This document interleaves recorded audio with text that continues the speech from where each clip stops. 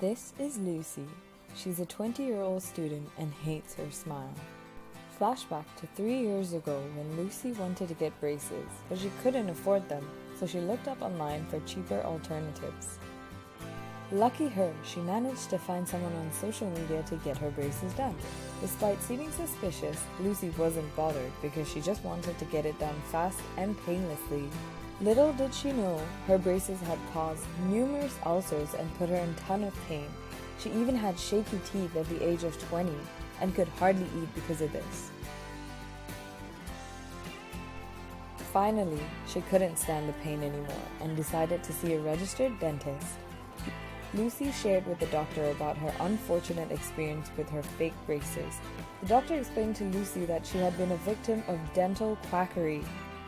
Quackery, that is defined as the fraudulent misinterpretation of one's ability and experience in the diagnosis and treatment of disease or of the effects to be achieved by the treatment offered. This means that Lucy was seen by someone who is non-registered with no formal education and self-taught to do such treatments.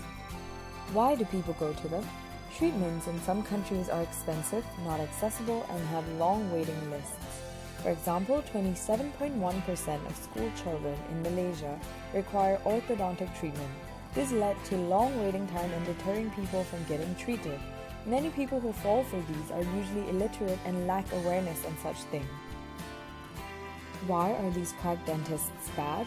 These people are not professionally trained and work in poorly set up and unhygienic conditions, which creates large sources of infection spread such as HIV and hepatitis B. They can also cause more harm than good, leading to irreparable damages like permanent periodontal diseases. How do we stop dental quackery then? Provide more treatment in rural areas by having compulsory rural postings for interns. Governments can also supply more incentives to fresh graduates to promote practicing in rural areas. Peripheral centers can also be set up where regular visits can be done. Anti-quackery laws can be implemented and effectively executed, raising awareness by imparting health education to the population, especially in the rural areas. In the present study, lack of knowledge was the reason why people do not use qualified dental services.